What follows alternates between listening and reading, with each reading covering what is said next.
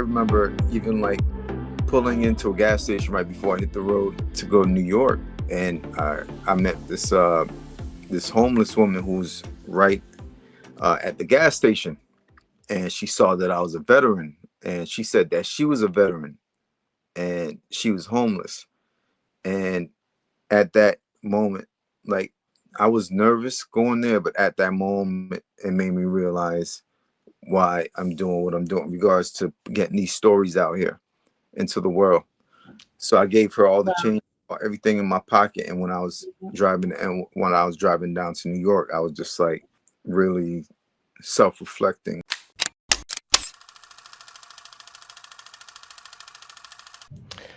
Hi, everyone. Welcome to the Woodstock Film Festival's Let's Talk Film podcast.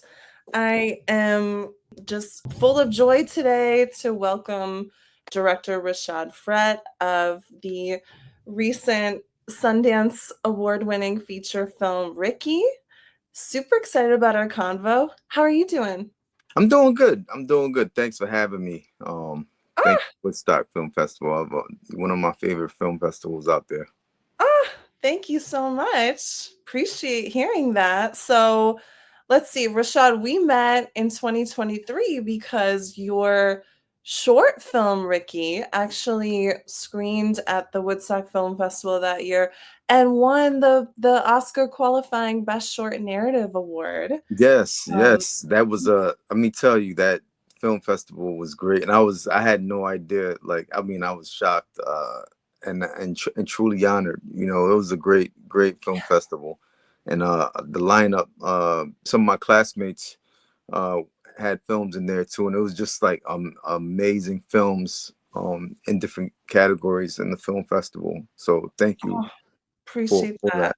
Appreciate that as a programmer. I'm super excited to be here. So I'm Amanda Naseem. I program the short films at the Woodstock Film Festival. So super happy to talk to you again, especially coming off of Ricky now having been developed and made into a feature film version. So I really am so excited to have a conversation today about developing a film from a short to a feature. You've managed to do it and do it really well. Thank you. Yes, absolutely. So Ricky the Feature just won the Best Directing Award in the U.S. Dramatic Competition at the 2025 Sundance Film Festival. Congratulations, Rashad. Thank you so much. Fantastic. Absolutely. You've got such an incredible cast in this new film. Thank you. Excited to talk about them. But I just wanted to ask you to kind of start out by talking about some of your early days. Like, tell me a little bit more about going from like that period of time when you first started becoming a filmmaker. What was your kind of creative sensibility? Like, how did you come into this before you ended up at the NYU grad film program? Yeah, so in undergrad, I was pursuing film in the later part of my years. Prior to that, I was a business major, and you know, shout out to business majors. Hey. It's not, you know, it's cool, but it wasn't really my thing, and I changed nearing the end of my years at undergrad back into film because I was doing it years prior, and then I switched back, and you know, during that process, I just learned more about myself, learned about the process of putting film together even more, transitioning from initially wanting to be an actor. And, you know, I fell in love with being behind the camera, and having a great mentor. Like, growing up, I had to figure it out on my own because I didn't have any mentorship. And the first Where'd you mentorship grow up?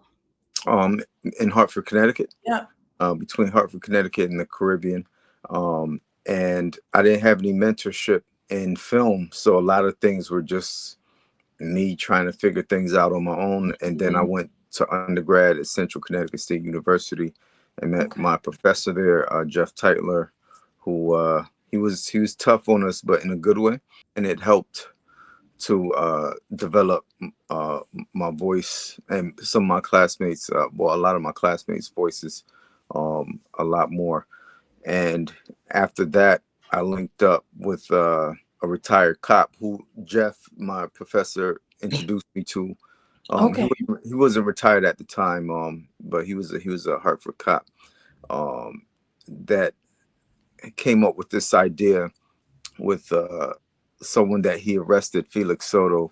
They created this TV show called The Second District, and they Jeff, my professor, introduced me to him, Mhm. and we put that together like around 2010, 2011. That did really well. It was really received well in the media, and then from there did a lot of documentaries of the children of incarcerated parents for many years. Um, Mm. so I did a lot of documentaries in the criminal justice system for many years with a close friend of mine, Josh Theriot, we also went to undergrad together in Jeff's class. Yeah. So from there, and then Mark, who I said the Harvard cop, we kept in touch. He's now one of the co-producers on the feature. So this is just showing like how the tribe was building over the years, and Got you. um, Yeah, picking up all your collaborators. right. So it takes years to do that. Mm. So in that process, I want to say like around 2014, 2015, I felt like I plateaued in regards to like where I was with just my film career, and Yeah. I was at a crossroads. I was asking myself, should I give it up? And just I was working a great job with the state at the time, Mm. or should I try to pursue this full time? And the universe, I'm a big believer in the universe giving signs. Yeah, absolutely. So the universe gave me a clear sign, like it was a clear indication right when I needed it. And my undergrad professor, he just we weren't in communication for a while, but he reached out and at the right time and was like, maybe I should consider going into grad school for film. And at the time I didn't think that it was possible. I just because I didn't wanting to go to that grad school was like a pipe dream. you Go know the NYU grad film program yes, to you at the time, it felt like, yeah, "How it can I felt get like there?" yes, yeah, for years. So I was like, it was just like one of those things, like it was a dream, but I was like, I don't think I can get in. So my professor, he always pushed us, and he was like, you should be able to get in. Like, you have the talent, you have everything, just go for it. The worst they could say is no. So Oh, the power of a mentor. yeah, Wow. yeah, and Yeah, that's what I lacked. I would say having a mentor is a huge reason for me yeah. where I'm at today, because I had a mentor. Not to say that it's the only way, but for me, that's what it helped. That's No, how. it's a huge thing Mhm, because in this industry, networking is so important to get where you wanna go, and absolutely. it's also so much about your own self-direction, so to have a mentor, and in addition, maybe you might now be in a position to be a mentor, you know what Right. I'm Yeah. saying? It's Yeah. really about forming that community. Yeah. Yeah. Like right now, I teach undergrad and grad for CUNY, and Fantastic. you know, just like when I was in grad school, I didn't think that I was gonna be a professor after, but let me tell you, it's like an amazing experience. Like, I learned from them, it's like they learn from myself, and it's like I try to be as fully transparent with my personal experiences in the industry, just to give them an idea of what to expect. So yeah, it's been amazing in that aspect. And like me, I'm big on collaboration.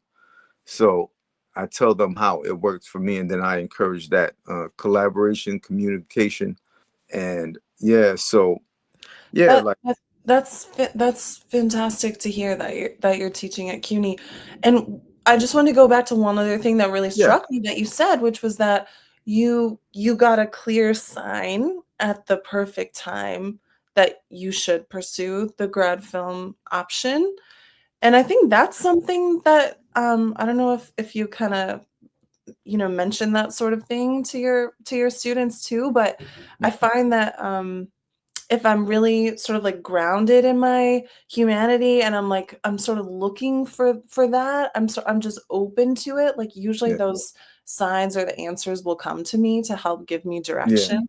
Is that something that y'all have conversations about in class as well? Oh yeah, I tell them all the time. Mhm. I was like, I'm a class clown. I must admit, like, like once put me in front of a group of people, and I get so nervous that I start cracking jokes, like a safety mechanism. So, every so often I'm like, wait a minute, the universe said you're supposed to do your homework today.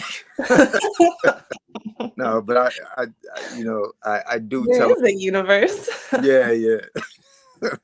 I do tell them, how for me how the universe has helped me as far as like seeing signs and just my journey, Mhm. because they asked me those questions as well, like how was it, and it took a very very long time for me, decades, like more than 2 decades it took Mm. for me to get here. So like the thing is that, like I told them, I just I didn't want to give up, and I just luckily, everything happens when it's supposed to, because like I said, I took some years off for undergrad, and had I not taken years off for undergrad, had I just went through, I would have graduated with a business major. um Nothing wrong with business majors, once again, but I would Hey, have graduated. filmmakers need business skills too, Yeah, for sure, the but it's producer. a different skill set. Right, definitely. So I would have graduated with a business major, and had been working corporate, which is cool. Not really for me, but is it makes the world go round. But yeah, because I took some years off, and when I came back, that's when my professor, he just started there when I got back. So it was kind of like, had I not taken that time off, I wouldn't have met him, and then it would have been a totally different story. I probably wouldn't even be here having this amazing podcast interview right now. Wow. That's the universe, that's Yeah, timing. yeah, totally, totally. Wow. So you ended up getting into the NYU grad film program. Yes, I remember like it was yesterday. I was at a play. Well, even prior to that, I remember just getting the email from NYU saying that they wanted to interview me, and I thought it was a joke.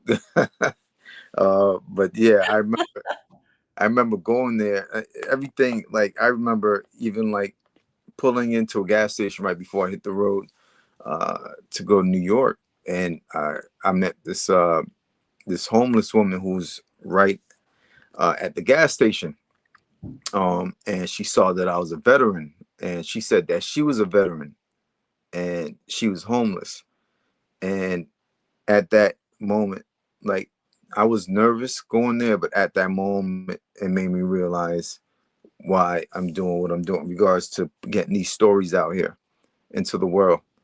So I gave her all the Wow. change, everything in my pocket. And when I was driving down to New York, I was just like really self-reflecting. And when I finally got there, it was just like I just couldn't believe I got it. Wow. There's And another sign. Yeah. yeah, yeah, it was a lot of signs. And then during the interview process, um, again, when I get nervous, I crack a lot of jokes. So, so halfway through it, I just started cracking jokes, and they were cracking up. And I would Barbara Shock was the chair at the time. Todd Solondz, one of the professors there, and Alex Rockwell, all of them notable directors as well in the industry. They liked my humor, my not knowing it was a safety mechanism for me. Who would have known? Alright, you're gonna be doing a comedy next. Yeah, yeah. That's the goal one day. That's the goal. Hell yeah.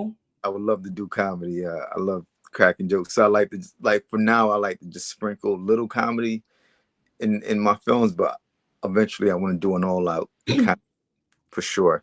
Amazing, I can see it. Yeah. So who'd you pick up at the NYU grad film program? How did you continue building your community and your support network around you Yeah. there?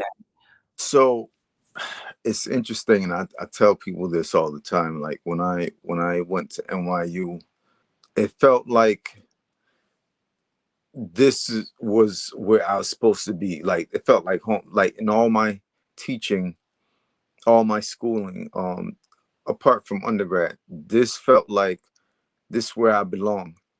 You know, Mm, like most of our life, you try to figure out where's your place in the world, yeah. this and that, and this like it was clear as day. As soon as I got in, like a lot of my classmates from all over the world, you know, we learned from each other, we collaborated with each other, blood, sweat, tears.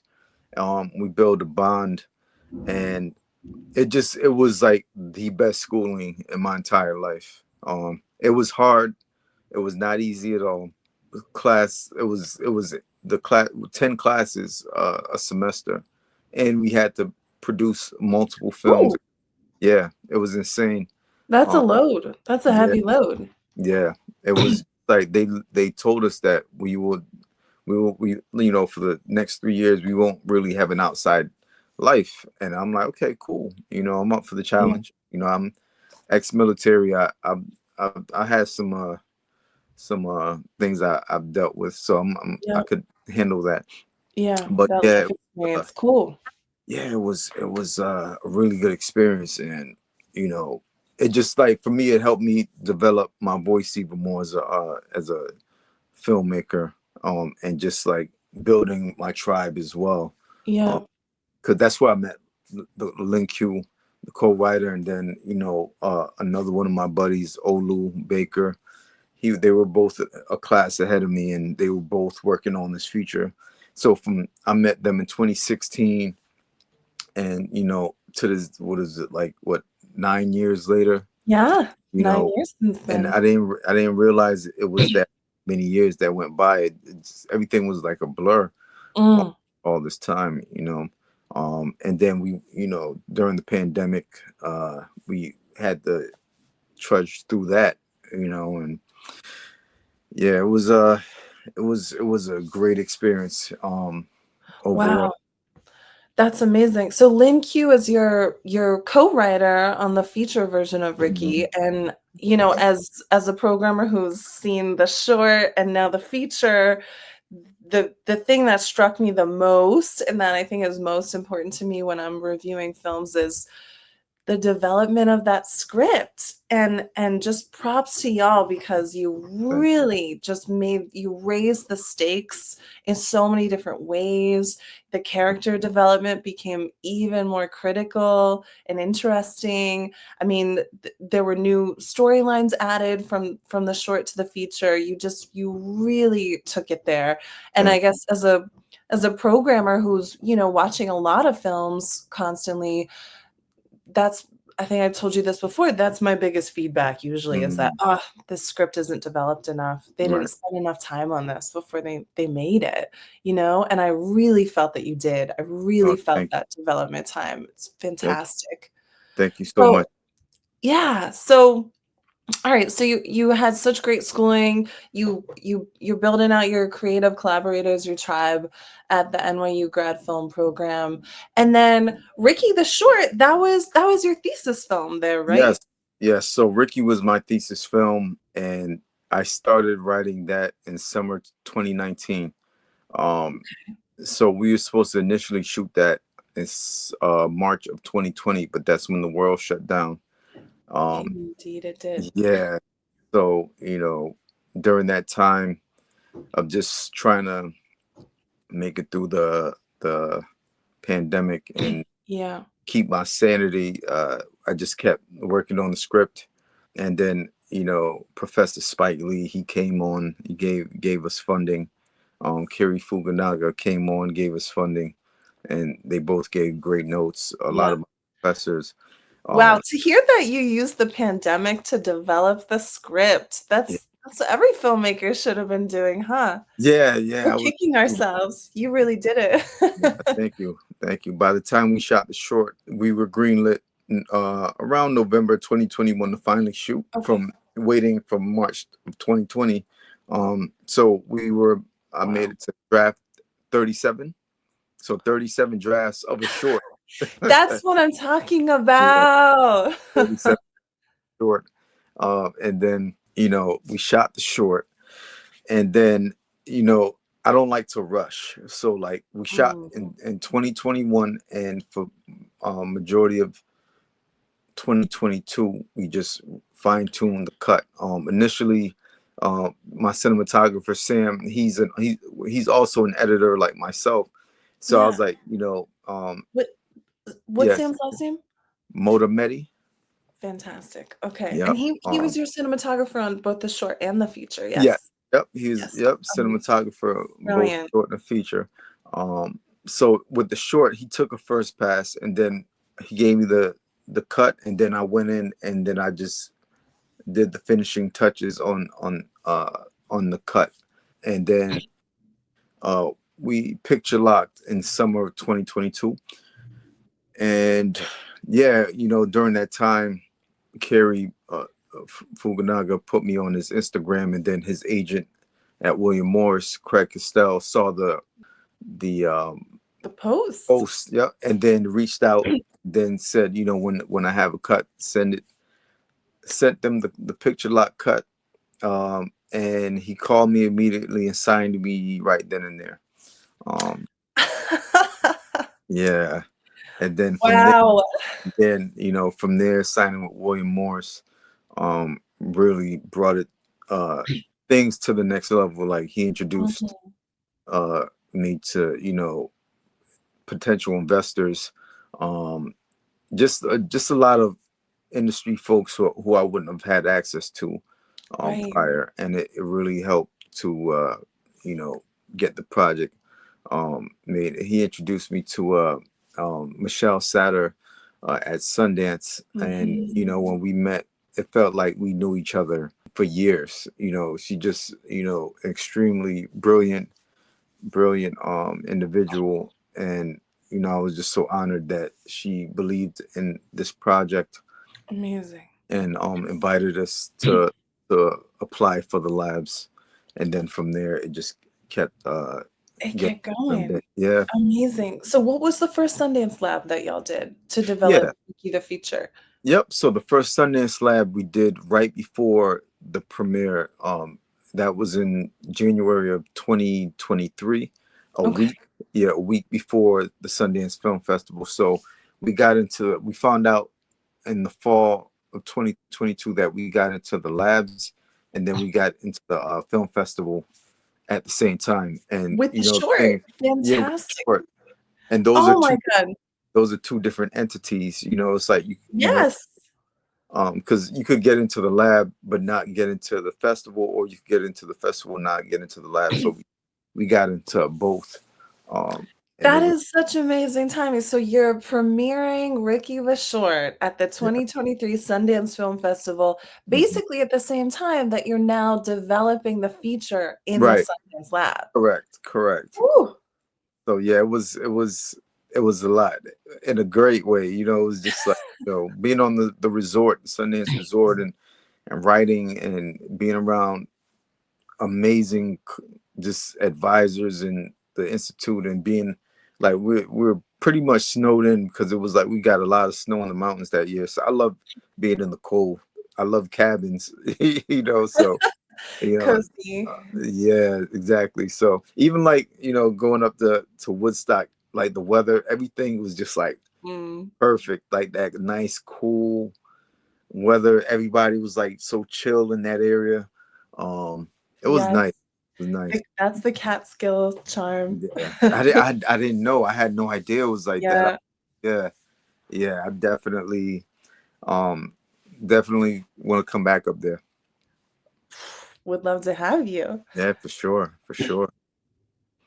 Amazing. definitely. So that the story lab that you did first?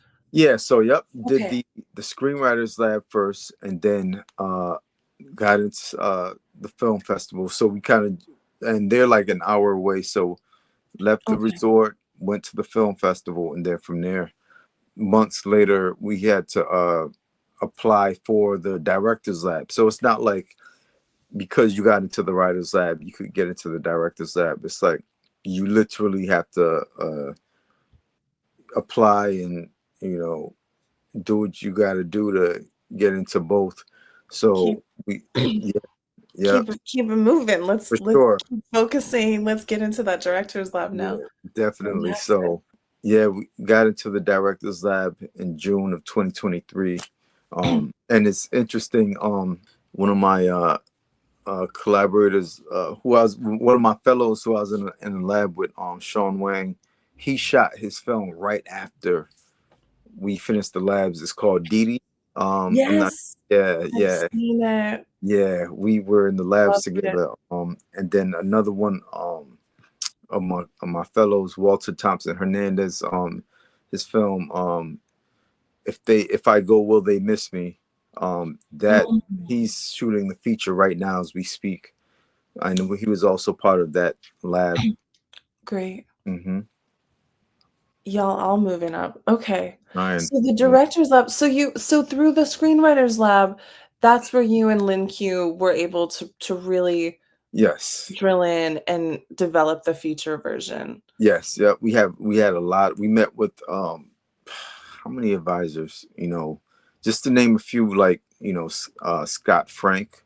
We met with Walter Mosley, Tiger Williams, um, Virgil Williams.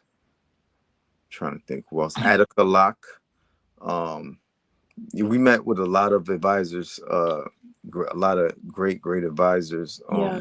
who was doing, you know, amazing things in the industry, and they gave such amazing feedback, and it really gave us perspective on certain things in the story. And, you know, it, like for me myself, you know, as a screenwriter, it taught me so much as far as like character development Mhm. and you know, the story and things of that nature. So, you know, it was that experience. I mean, it was so invaluable, and I'm just like, it really helped the story and getting it out there, because like So special. one of Yeah. my biggest one of my biggest fears in putting this project together was that I wanted it to feel as authentic as possible, because I didn't Mm, want someone who went through the criminal justice system to see this film and come to me and be like, "Oh, nah, that's not how it went." That was my biggest fear. So that was drove. love That's, that. you know, and Link Q the same way. And the thing is, we knew people who went through the system. We know, like, because we're of Caribbean descent, you know, like, for me, my family members, some of my family and friends who went through the criminal justice system, Mhm. they would not only get arrested, but then they would get deported, you know. Mm, And then it's like, what do you do when you get sent back to a country where, you know, you haven't been for 20, 25 years, and majority of people probably left, you know. So that was the story that we knew of people, or just people who constantly been in and out yeah. of the criminal Yeah. justice system. And granted, you know, like I, and you know, a disclaimer is that with this film, it's not to make an excuse for every single last ex-offender, because some people do deserve to be in the system, but this film is about those who did, you know, whatever, and then honestly are trying to reacclimate back into society and actually trying to do good and trying to make change and be positive after getting out and reintegrate positively back into society. So, um, Yeah. and you know, this is just people I grew up with, like some of my friends from ever since I was young, and, you know, so who I some of them I haven't seen anymore. Some of them, unfortunately, just no longer amongst us in this Mm, realm, you know. And it's, you know, yeah, that's this why we wrote the story, and then we also had a lot of consultants from every aspect on the film. I mean, Mark, who I was telling you, he's a retired cop now. He gave Yeah. us a feedback. We sat in on actual court proceedings. We spoke to attorneys. We spoke to ex-offenders. We actually casted ex-offenders who had just got out in 2019 into the film, and they gave us feedback. I casted a lot of friends and family members Yeah. as well in the film, or people who have been affected by Wow, recidivism. yep, that's fantastic. That's so important to bring people who've had Yeah, those experiences, like, into the filmmaking for process. sure. Yeah, that was like the main thing I wanted to go for, authenticity. So yeah, Dope. Okay. Okay, because you really see that in this work. You really feel that. You really feel that oh, thank in the script, as well as in the acting. I just wanna give props to your casting, that thank you, the cast is just absolutely fantastic. I thank mean, yep, you've got Stephen James playing you. It's an honor. Ricardo, Yeah. Ricky. I think I told you, I've actually worked with Malik Johnson before, who plays Ricky's brother. Oh right, yeah, yeah. I Yes. brought him back. See, I'm trying to. Yep, You know, there's some he great did amazing. casts who moved from the short to the feature, Sure, and for sure. some new ones like Cheryl Lee Ralph as the Yeah, parole right. officer. Yeah, she I was great. also loved Amani Lewis as Yeah, Jazz. Monty. Yeah, she was great. She They were was all. so fantastic, Yeah, and the quality of the acting just raises the stakes so much. I mean, it's like you wanna be in this story even longer than you give us. wow. Nah, thank you. Yeah, it was. It just shout out to the phenomenal casting director Avi Kaufman. Mm. Avi, she's world renowned, and she understood what the story was, what we were trying to go for, and Avi did an amazing job finding just the right cast for this film. You Yeah. know, and even like, yeah, just everybody did great. Like I love working with non-actors, and to be able to work with non-actors with, you know, amazing actors, like professional actors, and put them all together. I even casted my father in there. You know, he was. Dad was in there? Yeah, yeah. So my father, he had a small role. My father did 20 years. He was a corrections officer. So Mm. he was Oh, wow. actually, yeah, he actually, when he was walking Ricky out of prison, that was my father walking. Got So that you. was literally, I casted I Mhm. pretty much got him out of retirement to be a CEO again for one day. Yeah. Yeah, Wow. I mean, just hearing you talk about your journey, Rashad, like, it's so very clear that you're the only person who could tell a story like this, well, and thank so much so why I'm sure the jury decided that you should receive that Best Directing award at Sundance this thank you, year. I mean, thank, it's just so evident, all of the elements that you just have thought so deeply together, and because of who you are, you've been able to bring them together so beautifully, and to bring together, like you said, your tribe in such a way that coalesces to make such a fantastic film. I no, really hope so many people get the chance thank to you see so much. this. Rashad, before we wrap it up here, I just wanted to ask you more about how you and your cinematographer developed the style in the feature version of Ricky. It was something I was really struck by at the beginning of the film, and then came to really appreciate all that it gave me. Yeah, so initially we used the short as a basis. We was like, okay, we love what was going on. We loved what we did in the short. Let's replicate that for the feature, but let's take it a step further. Mm, Let's go into even like the type of lenses that we're using. Before we used for the short, we used an ingenue optimal lens. okay. This we used the actual Canon documentary lens, a Canon It was a lens from the 70s, and Vintage. yeah, vintage lens, and it really gave it that, that feel even more. It was a much deeper focus than with the ingenue because of the sensor size on the lens going into the camera.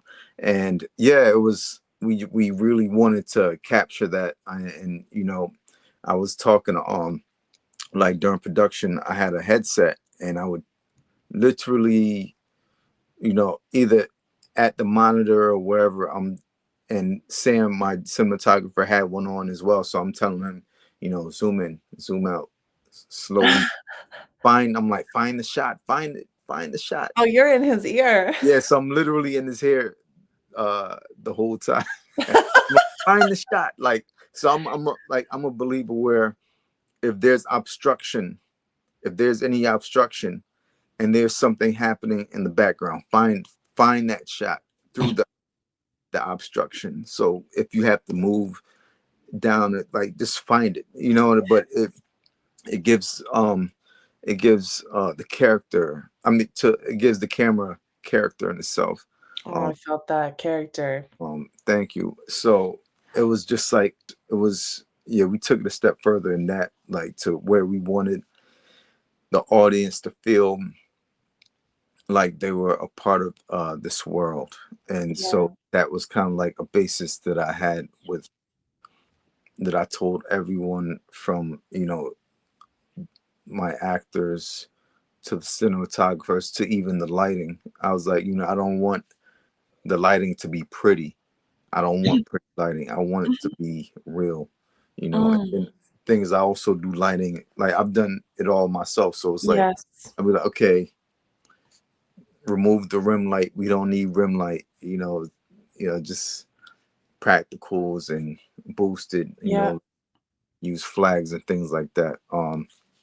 To really just capture, that authenticity. And they did a phenomenal job. Wow. Everyone did a phenomenal job. Like, even my nephew, he was the kid who was getting his hair cut. He never acted. Oh, Yeah, he never acted before. amazing. So I had, like, during production, we are still trying to cast that role. I was like, I want him to do it, but he didn't know what a script was. So I had to teach him what a script was, and then, like, rehearse with him within a span of a week and a half. And yeah, so, and he came He on. did so great. Yeah, he did phenomenal. Oh, I love that you brought your family into this. You brought Yeah, so much of your community into this. yeah, This thank is you. this is fantastic. My Wow. aunt opened up the film with prayer. That was my aunt praying. It was okay. It was such a familial and sort of predominantly women's energy. Yeah. That was so interesting to me that you opened the film that way as well. Yeah, that was my childhood growing up. Like, Mm, Caribbean church, or mhm. prayer group in the house, praying over somebody, or so that's that was part of my upbringing for sure. And I just wanted to Yeah. portray that to the world. That was fantastic because I just felt so grounded in this family, and it helped me feel grounded in Ricky as the character too, Yeah, to open the film that. Stefan James did a phenomenal job. Everyone did a phenomenal job. The irony is that the majority of the cast and the crew were either Caribbean or of Caribbean descent. So it was Mhm. like, literally, it felt like, and then we're in Hartford, where Family. it's like predominantly Caribbean. So it just felt like a family affair, you know. That's Um, fantastic. the Yeah. foods, everything, like, it was great. It was great. Yeah. Yeah, like, the process becomes your own Right, way. right, Yeah. right, for sure. Wow. Well, you could see, I think it feels like through your whole journey, you were so you had to be so self-directed, but you also had you've had wonderful support around you in a lot of different parts of this process and including, it sounds like, your family too. Yes, yeah, There they and had a huge part of y it. My yeah. brother, Marquise did the catering. My cousin Tiffany, her and her team. She was actually in the prayer group scene, and then she just really helped support the film. It was just a lot. It was great. It was, wow, let's bless. go.